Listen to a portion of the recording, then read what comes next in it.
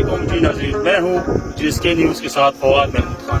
آج ہمارے اس ویڈیو کا مقصد گاؤں گلشا خیل کے اوپر ہم ایک ڈاکومنٹری بنا رہے ہیں، آلریڈی بن چکی ہے، تو آپ سب لوگوں سے درخواست ہے کہ یہ ڈاکومنٹری چلے آپ لوگ ہمارے ساتھ دیکھیں۔ گلشا خیل، گلشا خیل جس کا شارٹ نام JSK ہے، جو ڈسٹرکٹ کوہاڑ تحصیل لاچی میں واقع ہے، جو کوہاڑ سے 25 کلومیٹر کے فاصلے پر موجود ہے اور تحصیل لاچی سے 2 راستے ہیں، ایک مندوری سائٹ پر جو 12 کلومیٹر بنتا ہے اور ایک سیدھا لاچی ٹو گلشا خیل جو 7.9 کلومیٹر بنتا ہے۔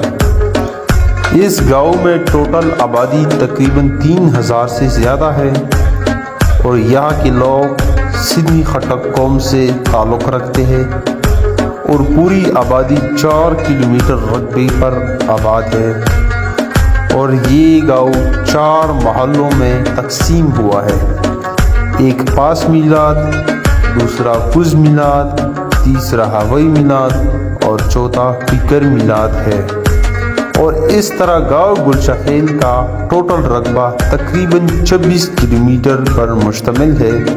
1872 شجرہ نسب کے مطابق گلشا خیل، خدر خیل، مسن خیل اور لاچی میں توری خیل قوم ایک نسل سے ہے۔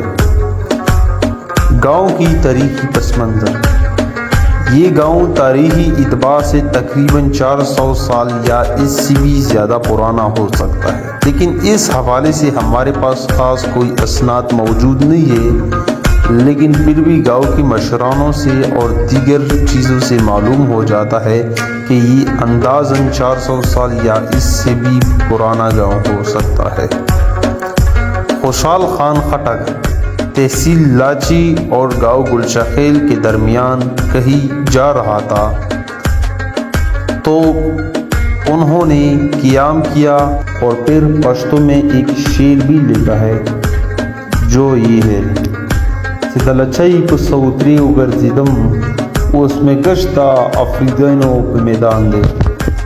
اس طرح احمد شاہ ابدالی 1748 میں ہندوستان پر حملہ کرنے جا رہا تھا تو انہوں نے بھوست اور بنو کے راستے کوچ کیا تو کوہاٹ کے لیے خوشل گڑھ کے مقام پر دریائے سندھ کو عبور کرنے کے لیے قریب ٹیری اور لاچی پہنچا تو اتفاق سے جمعۃ المبارک کا دن تھا، تو نماز جمعہ کی امامت کے لیے گاؤں خدر خیل کا ایک مشہور بزرگ حضرت اخوند کریم الدین اس کو امامت کے لیے بلایا گیا۔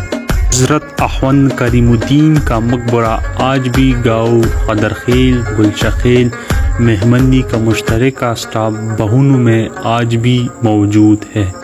اس طرح گاؤں گلشا خیل میں ایک بہت پرانا مزار ہے جس کو عام طور پر لوگ خالی نگاہ کے نام سے جانتے ہیں، لیکن اس کا اصل نام حضرت اخوند شہباز الدین ہے، اور اس کے ساتھ ساتھ گاؤں گلشا خیل میں ایک دوسرا اہم مزار ہے جس کا نام ہے شاہد نیکو۔ اور ایک اور بات جو گاؤں کے مشرانوں سے پتہ چلا ہے کہ یہاں پر قیام پاکستان سے پہلے ہندو بھی رہتے تھے، لیکن تعداد میں زیادہ مسلمان تھے، اس کا اندازہ نام سے پتہ چلتا ہے۔ گاؤں کا پورا نام گلشا خیل، گل اردو میں پھول کو کہتے ہیں، اور شاہ عام طور پر لقب ہوتا ہے جو حکمرانوں کے لیے استعمال ہوتا ہے، اور خیل فارسی زبان کا لفظ ہے جو قافلہ یا قبیلے کو کہتے ہیں۔ اور اب اگر پورا نام دیکھا جائے تو اس سے ثابت ہو جاتا ہے کہ یہ تاریخی اعتبار سے بہت پرانا اور جنگجو جیسا نام ہے، اور اگر دوسری طرف دیکھا جائے تو اس سے معلوم ہو جاتا ہے کہ گاؤں گلشا خیل کا بانی گلشا نام کا شخص تھا جو افغانستان سے اپنے گھڑ سوار فوج کے ساتھ یہاں پر آباد اور لڑنے آیا تھا، اور جس کے نام سے گلشا خیل گاؤں یہاں پر آباد ہوا، اور گلشا خیل میں زیادہ تر خاندان اس گلشا کی اولاد میں سے ہے، جس میں گبرو خیل، تنی خیل یا تنو خیل، قسم خیل اور اس طرح باقی خاندان مختلف ناموں سے مشہور ہے، جس میں شندگول، کریگر، ملیان، قریش۔ اور اب بات کرتے ہیں جغرافیائی کے حوالے سے، تو گاؤں گل شخیل کو جغرافیائی لحاظ سے بہت اہمیت حاصل ہے۔ گاؤں گل شخیل کے سرحدیں خدرخیل، مہمندی، درویزی بنڈا، سوڈل، بٹیرانو بنڈا، مسنخیل اور اس کے ساتھ ساتھ تحصیل لاچی اور یونین کونسل مندوری گاؤں کے ساتھ بھی گاؤں گل شخیل کے سرحدیں لگتی ہے۔ یہاں پر خوش قسمتی ہماری یہ ہے کہ جو الگاڈا مندوری تاج محل پل کے سائڈ سے آتا ہے وہ یہاں سے گزر جاتا ہے، اور اس کے ساتھ ساتھ لاچی کی طرف سے بھی ایک بڑے مقدار میں بارانی پانی یہاں سے گزر جاتا ہے، یعنی گاؤں کی دونوں اطراف سے پانی یہاں سے گزر جاتا ہے۔ لاچی سے جو پانی یہاں آتا ہے وہ کڑوا اور نمکین ہے، لیکن پھر بھی فوائد بہت زیادہ ہے۔ مندوری سائڈ سے پانی کو ذخیرہ کرنے کے لیے انگریزوں کے دور میں ایک بہترین اسمال ڈیم یہاں پہ بنا تھا، جس کی تاریخ کے بارے میں کسی کو معلوم نہیں، لیکن وہ ڈیم آج بھی موجود ہے جس کا نام ہے پوخ باندھ۔ لیکن بدقسمتی سی 2011 کے سیلاب میں دیوار کا ایک ٹکڑا گر گیا تھا، جو ویسا ہی ابھی تک پڑا ہے۔ پوخ باندھ کی وجہ سے مچھلیوں کے شکار کے لیے گاؤں کے لوگوں کو دور نہیں جانا پڑتا تھا۔ اس ایک پوخ باندھ کی وجہ سے گاؤں میں بہت سارے باغ موجود تھے۔ اس ایک پوخ باندھ کی وجہ سے گاؤں میں خوشحالی اور گاؤں میں ہر قسم کے پھل اور سبزیاں دستیاب تھے۔ زراعت کے شعبے میں ایک پوخ باندھ گاؤں میں ایک اہم حیثیت رکھتے تھے، اور اس طرح گاؤں میں سب سے بڑی فصل گندم کی کاشت ہوتی ہے۔ گاؤں میں دوسری بڑی فصل مونگ پھلی کی ہوتی ہے، لیکن ایئر فورس نے 42,000 کرنال زیر کاشت زمین خریدی، جس کے بعد تقریباً مونگ پھلی کی فصل ختم ہو گئی ہے، اور ایئر فورس نے جس زمین پر قبضہ کیا وہ درویزی ڈیم سے سیراب ہوتی تھی۔ قیام پاکستان کے بعد گاؤں گل شخیل کا سب سے پہلا کونسلر محمد عظیم نام کا شخص تھا، اور اس کے ساتھ ایک مجراب شاہ اور دوسرا میرن شاہ ممبر تھا۔ قیام پاکستان سے پہلے گاؤں گل شخیل کی پرانی مسجد میں امامت محمد امین، جس کے اولاد میں محمد کریم سے سلسلہ لے کر آج تک ان کے خاندان میں مفتی شریف الدین امامت کر رہے ہیں۔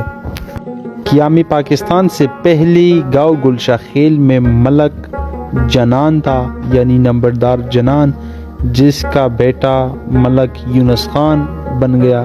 پھر ملک یونس خان کا بیٹا آج کل ملک بادشاہ حیات اس عہدے پر ہے۔ اور اس کے علاوہ گاؤں میں موجود مزید 3 ملک ہے، جس میں موسیٰ علی کے خاندان میں ڈاکٹر کمران زیب ہے، ملک انعام شاہ کا بیٹا ملک زر شاہ ہے، اور اس کے علاوہ ایک گل خان ہے۔ گاؤں گل شخیل میں بجلی پہلی بار 1983 میں گاؤں کے مشانوں کی باغ دوڑ کی بدولت آئی تھی۔ اور اب بات کرتے ہیں سپورٹس کے حوالے سے، تو یقیناً گاؤں گل شخیل میں اس وقت 3 گیمیں کھیلے جاتے ہیں۔ پہلا گیم کرکٹ، یقیناً کرکٹ تو ہر جگہ کھیلا جاتا ہے، لیکن گاؤں گل شخیل لاچی سطح پر جی ایس کے ٹیم کے نام سے جانا جاتا ہے، اور کرکٹ میں لاچی سطح پر بہت نام کمایا ہے۔ اور دوسرا گیم ہے والی بال۔ یقیناً گاؤں گل شخیل کا سب سے پرانا گیم والی بال ہے۔ یہاں کی لوگ والی بال کو بہت پسند کرتے ہیں۔ کوہاٹ اور کرک اور اس کے علاوہ دیگر علاقوں میں لوگ گاؤں گل شخیل کو والی بال کی وجہ سے زیادہ جانتے ہیں، اور لاچی سرکل میں گاؤں گل شخیل والی بال ٹیم کو ٹائیگر مانا جاتا ہے۔ تیسرا گیم ہے فٹ بال۔ فٹ بال کا خاص کوئی ٹیم اس سے پہلے موجود نہیں تھا، لیکن 5-6 سال میں گاؤں گلشاخیل فٹ بال ٹیم نے بہت کامیابی حاصل کی۔ اس سے پہلے فٹ بال کا کوئی خاص ٹیم نہیں تھا، لیکن اب فٹ بال دن بدن گاؤں میں مقبول ترین گیم ہو رہا ہے۔ کمل خیل، شدی خیل، ورشن، درتپی اور اس طرح دیگر علاقوں میں لوگ گاؤں گلشاخیل کو فٹ بال کی وجہ سے جانتے ہیں، اور گاؤں گلشاخیل میں آج کل کے بچے زیادہ تر فٹ بال کھیلتے ہیں۔ اور بس آخر میں صرف اتنا کہنا چاہوں گا کہ یہ میرا اپنے تحقیقات کے بنا پر ایک ڈاکیومنٹری ہے۔ یہ میں نے اپنی تحقیقات اور اپنی معلومات کے بنا پر لکھا ہے۔ ہو سکتے ہے اس میں مجھ سے لفظی یا پھر ہسٹریکلی غلطی ہوئی ہو، تو اس پر میں آپ سب سے معذرت چاہتا ہوں۔ اگر آپ لوگوں کو یہ ویڈیو پسند آئی ہو تو ویڈیو لائک کرے، شیئر کرے اور کمنٹ سیکشن میں اپنی گاؤں کا نام بتائے، اور ساتھ میں یہ بھی لکھے کہ اگلی ویڈیو ہم کس گاؤں کی اوپر بنائیں۔